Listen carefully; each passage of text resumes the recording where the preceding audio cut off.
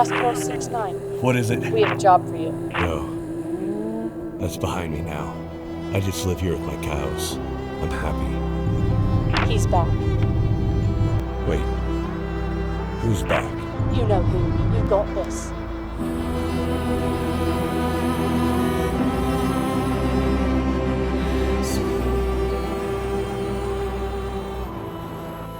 Tell my cows I love them. Fire up the Stargate.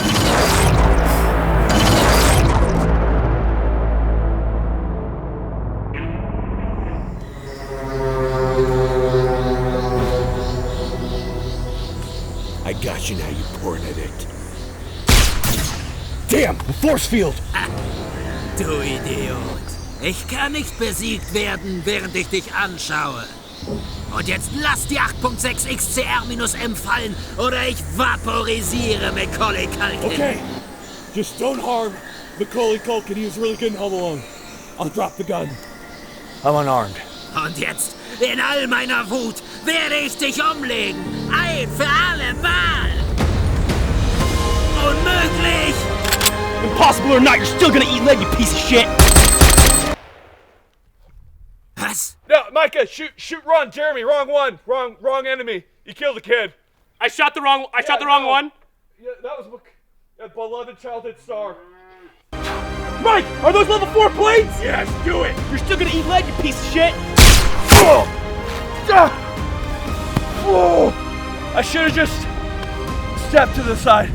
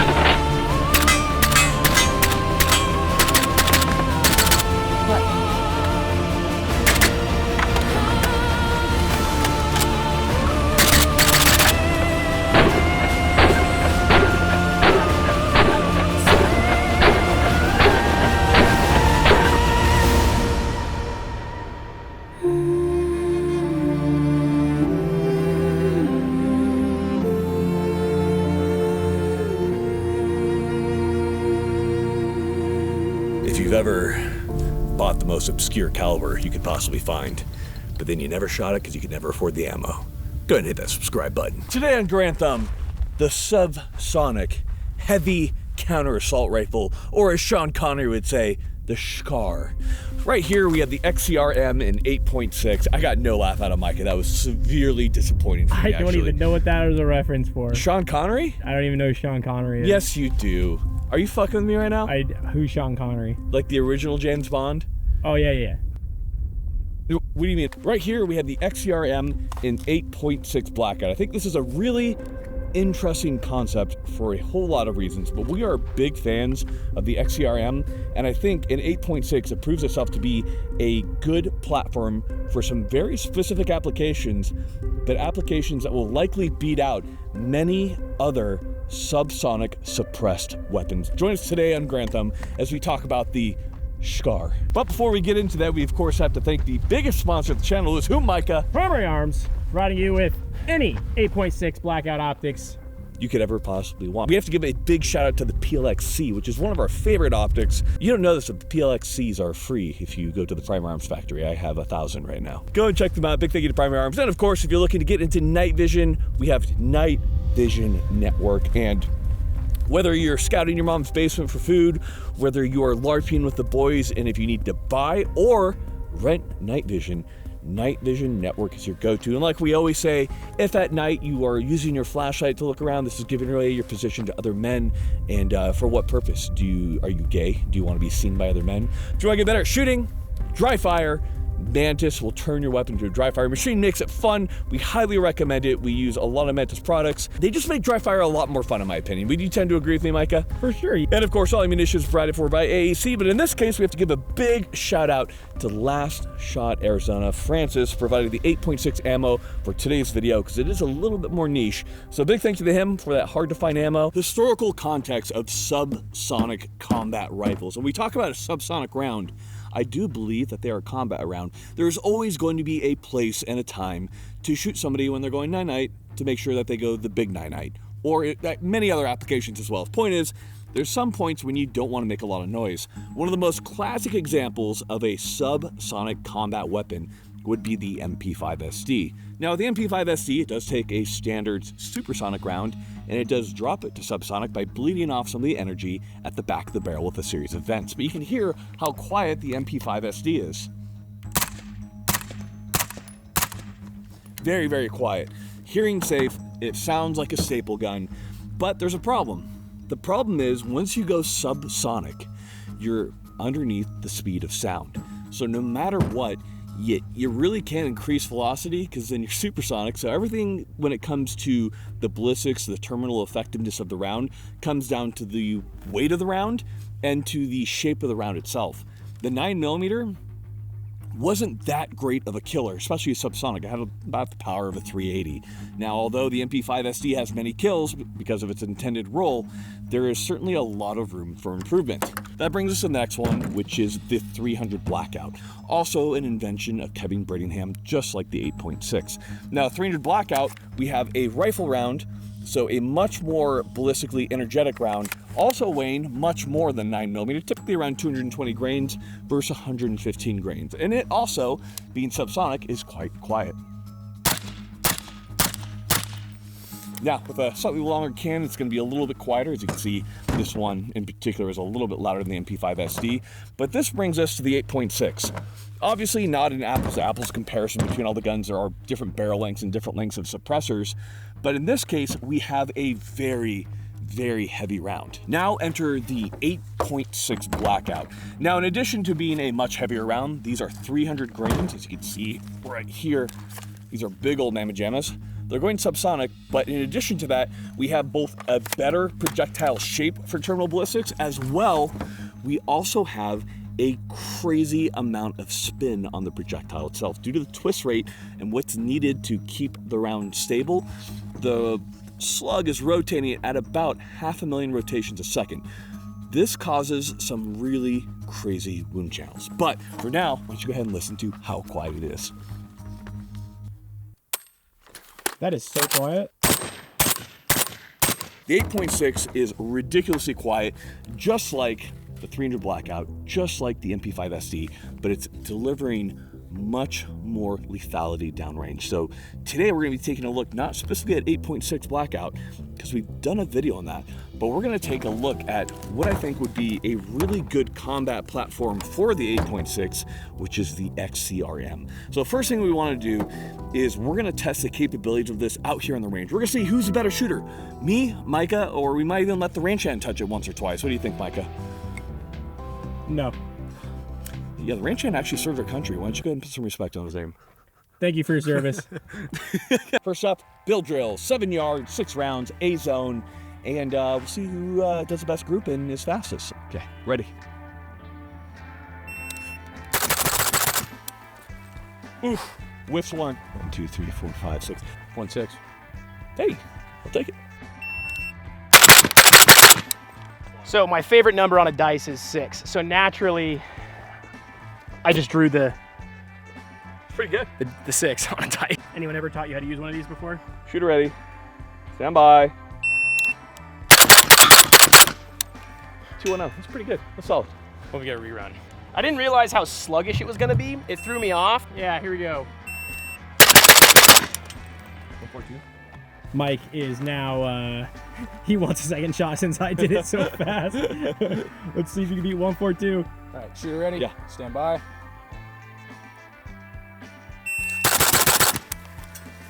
That was like 5, but That's 5. oh, 0.95. and I was out 2 on 2 of them. So I am not good. So the XCR is it's weird. When you fire the 8.6, it's such a big round, it feels sluggish when it's firing. And I think that's probably what attributes to like being able to fire it fast. Like there really isn't much recoil with it. You can see it right here. Like it's just a very gentle push in the shoulder. And that it helps as well that the XCR is adjustable. So you can put the gas at whatever you want. So it's pretty perfectly gassed right here. It's feeling really good. And because it's just, man, it just really runs fast because of that kind of cyclic rate. I don't know what it is about it. Good trigger too. Yeah, really nice trigger straight from Robinson Arms. So pretty impressed with it. Let's go ahead. Let's see what it sounds like to get shot at by this guy.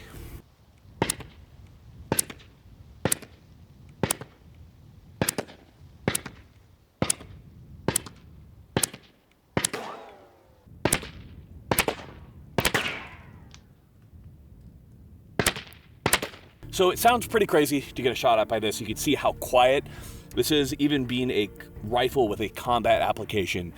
Just like the MP5 SD, the XCR-M with a good suppressor, we have a Liberty Precision right here, just sounds great and is very quiet. And what's funny too is you're not really hearing much in terms of report, and you're mostly hearing the actual action cycling. That's primarily what you're hearing. You're hearing the buzz of the round. The impact of the round is quite a bit more loud compared to what you're having with the rifle. What that means is it's gonna be hard to pinpoint where that shooter is shooting from. This is a great example of how a suppressor can really conceal your position. Now, this is a rifle with a combat application. This isn't a bolt gun. This isn't really a precision gun. This is meant for rapid close and rapid medium range engagements. And again, this is why we call it the subsonic heavy counter assault rifle. It is a large round subsonic meant to counter a lot of the typical rifles you'd see on a battlefield at the ranges that they're good at, so out to about 300.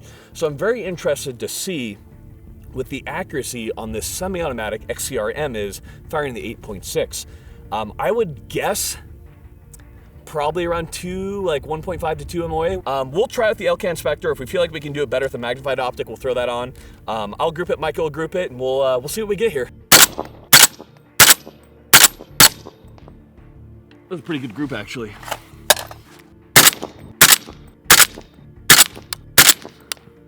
Woo! Okay. So here, I kind of saw it coming. Here's my first group, man. Not good. My second group is much better. So I'll measure my best group and I'll measure your group. Okay, we have now measured our groups. So my best group was 1.5 MOA.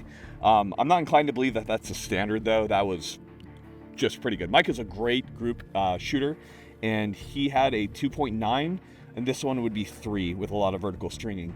I'm inclined to believe it's probably around 2.5, typically 2 to 2.5. So it's not terrible. It's just that's battle rifle range. For that round, yeah, it's kind of what I expected. This is battle rifle range. You got to understand what your application of your gun is, and we've been shooting a lot of really accurate guns, and it's just different. We've done a lot of shooting. Let's do a little bit of talking about the XCR-M chambered in 8.6. So we just did the accuracy test. As you can see, the gun was shooting anywhere from about 1.5 to 3. So split the difference somewhere in the middle there is about the inherent accuracy that you're seeing with this guy. Now, a lot of people might look at that and be less than impressed. However, subsonics themselves are not, well, semi-automatic subsonics don't generally hold incredible precision, and they're not meant to. Subsonics are not long-range weapons, so I'm not asking a whole lot of accuracy out of this thing. I need this thing to be a replacement for either a 300 blackout gun or the MP5 SD. It needs to be quiet, needs to be able to deliver a whole lot of killer in a small amount of time and a package that's relatively compact. And this isn't too much larger than a Mark 18. Obviously it is just due to the length of the receiver, but you're getting a lot of power in a pretty small package. So what we're gonna do right now is we're gonna go tip to butt on the XCR-M, talks about what makes it different, the application of 8.6 within this particular platform, and what we think about it overall. Now we're gonna start at the very end here. A good suppressor is probably one of the best choices that you can make when it comes to your gun. A bad suppressor can make or break the functionality of your weapon. We're a big fan of Liberty Precision, among many others, but this is a Liberty Precision Anthem 38 in 375 caliber, so that is more than enough for the 338/8.6 that we're firing through it, and we found that the performance is quite good for the size. You can get smaller 8.6 cans, and that might be a consideration given that with these subs, you don't need too much suppressor to get the amount of suppression that you're needing. Now, it should be noted as well that the XCR-M is a semi-automatic long stroke gas piston system, very similar to the AK. The AK-M, the AK-47 is a long stroke gas piston design. Other guns that run long stroke gas piston would be like the PWS. I think that the XCR does it really well, especially when it comes to suppress use due to the adjustable gas regulator. So it's right here on the left-hand side, and the best part about it is that you can simply use a bullet tip in order to change the setting that you're at. So the nice part about the XCR-M is the ability, or the XCR-L, is the ability to change out calibers very quickly. This guy can be changed from 8.6 to 308 to 6.5, simply with a barrel change. It's very simple to do. You simply loosen up this nut right here at the bottom, pull the barrel out, put the new thing in, and you're good to go. It does not headspace, does not need head spacing, like other weapons would, so it's very easy to change calibers. So because of that, having that adjustable gas block is, in my mind, extremely important due to the ability to change different calibers, also just to make the weapon function very well. And the gas regulator does a really good job as you adjust it. It's originally submitted to the SCAR program under SOCOM in order to possibly be that rifle that you know as a SCAR. However, it was eliminated on a technicality. They didn't have a blank firing adapter, which they didn't know that they needed, so it arrived a little too late, so they were removed from the competition. That's the government for you. Some would say unfairly. I would tend to agree because I think that the XCR is a great platform. So one thing that we have to talk about too is the taper mount. So we have a rear-end muzzle device right here. You can see how clean the threads are and how clean the taper mount is compared to where the gases are actually expanding. We believe that this is the future. Many companies have done taper mounts. I think Q was probably among the first to get it down really well. And I think it's been improved with all the taper mounts that we're seeing right here, especially with the ones that we're seeing from Reardon. We find that they're very well engineered. So we're big fans of those. Now moving down to the barrel, we do have a 12-inch 8.6 barrel. They do also make a smaller, an 8-inch, which is probably what I would go for if I were to get this built out myself. So this was sent to us from Robinson Arms to do a test on. I asked them if they could do an 8.6. He said it wouldn't be a problem, and we have this guy right here. But I think should you have your choice, the 8-inch is likely a better candidate for the 8.6, especially for the intended role of a CQB weapon meant to replace, the MP5 or the 300 Black. Would you tend to agree with me, Micah? Oh yeah. I think that's probably the way to go. Now, one of the best parts about the XCR is definitely going to be the rail. So the coolest thing about these is that it is monolithic with the upper receiver. Because of that, we have a very, very strong and also a very strong mounting surface for any type of lasers, IR, anything like that. On AR-15s, where the rail is separated, you can have issues with those rails not holding zero. You don't really have that problem on monolithics, whether it be the XCR, LMT, those are all monolithic upper receivers, and it also lends itself to a lot of strength of the entire thing. I think what's good about the XCR is the way that it was designed, a lot of that stress from firing is relieved off the upper receiver. So as a whole, you have a very robust system that's not putting a whole lot of stress on the chassis itself. Because of that, XCRs are known for lasting a fairly long amount of time. Some people will get angry at that, talking about some of the earlier models. Certainly every gun's going to have teething problems. I'm not going to hold that against Robinson Arms. I think where the XCR is at right now puts it in a really good place as, I would argue, a combat rifle. Not just a rifle to screw around with, but this is genuinely, whether it be the 8.6, whether it be the 6.5 or the XCR-L and 5.56, I think that they're excellent combat rifles and that they're made extremely well. Mormons just kind of make good firearms, whether it be the 1911, the M2 Browning, the 1897, first John Moses Browning, now Robinson Arms. I think they're doing a good job. Now moving back from the rail right here, gas system, we have a long stroke gas piston. This is a very robust design. There's a lot to be said about it. You also do have a lot of reciprocating mass with a long stroke gas piston. Typically this would introduce more recoil. However, with the ability to adjust it, you do have less. You're gonna have more recoil compared to a DI system. But I think that weight of the system in the case of the XCR-M really does end up helping. So it's a little contradictory as far as my opinion, but for whatever reason, I found that the XCR-M is a disgustingly soft system to shoot. There's some Mormon, Mountain Dew magic going on there, and I can't really explain it too much other than to say that these just feel good. Before we move down at the front, you guys might be asking about the setup.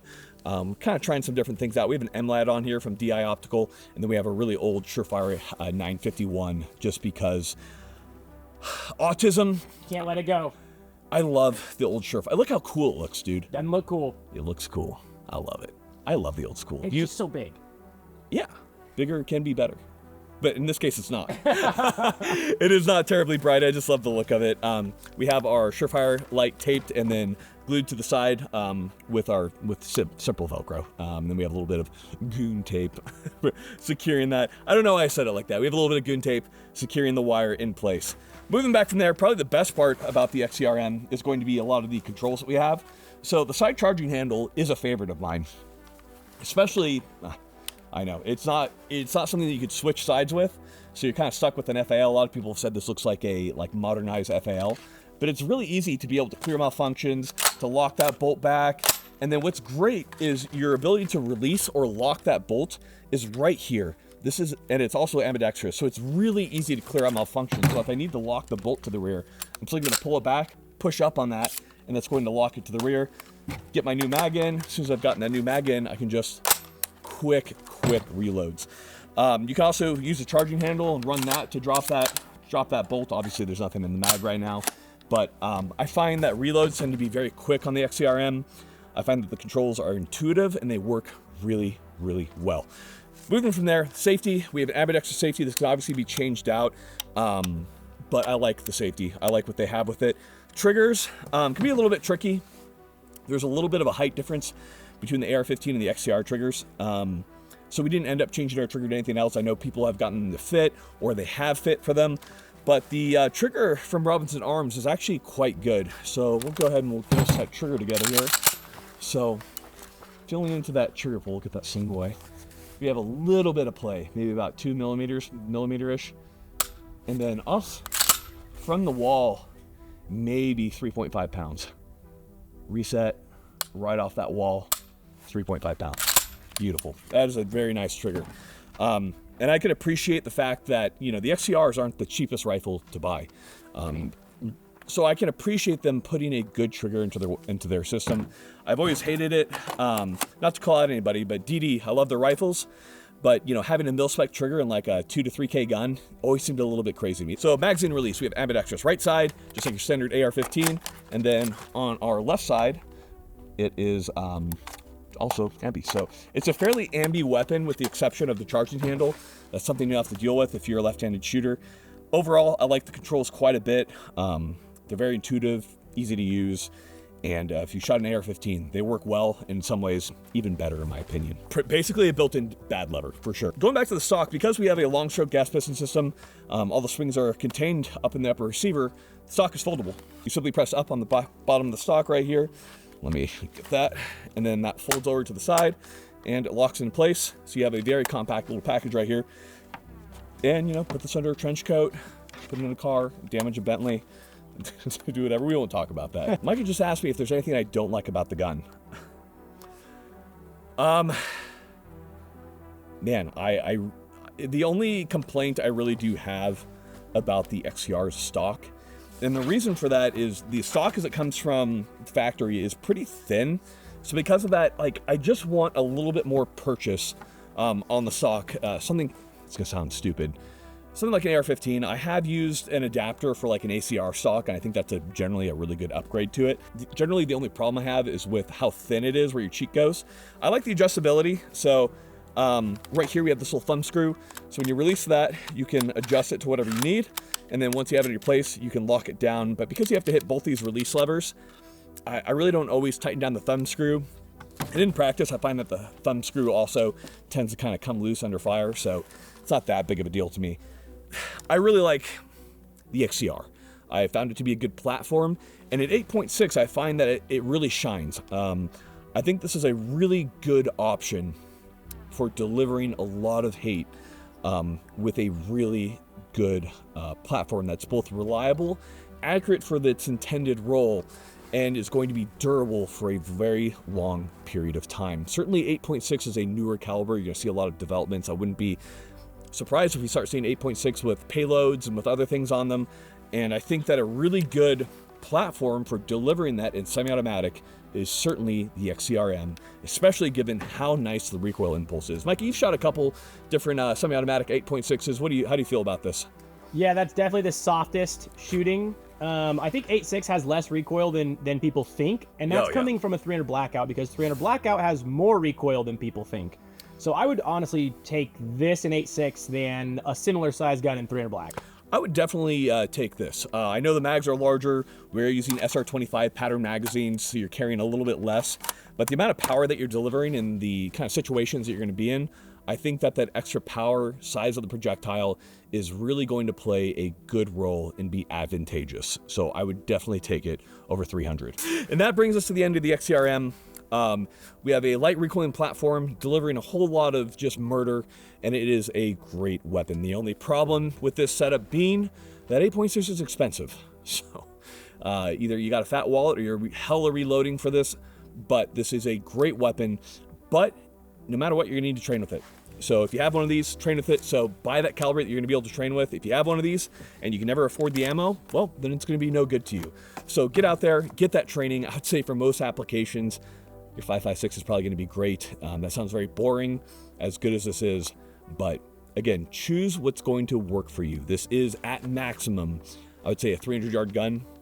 And even at 300, we're seeing some pretty good unpredictability as far as impacts. So this would be definitely a closer range weapon. Ladies and gentlemen, thank you so much for watching. This has been a really fun video to do. We shot way too much expensive 8.6. Thank you for watching. We got nothing else for you. Stay tuned for way more cool videos. Final thing for you guys is going to be dad advice with Micah Mayfield. It's gonna be like a reverse. Yeah, angle. yeah. You know, dad advice for everybody today is going to be dad advice for today is going to be break out of your mindset in firearms and shoot something that you don't normally shoot. So like, for example, you know, it's really fun to just get on here and watch Lucas Botkin and Mil-Spec Mojo and all these people burn down pistols, hit the range, hit the timer, and just keep doing that and go home. Get a bolt gun, get a PRS gun, get a DMR, shoot, do something different. Get an M24 and pretend you're in Vietnam and crawl through the grass. It's not really for 3 dad days. advice, but it's my advice. It's good advice.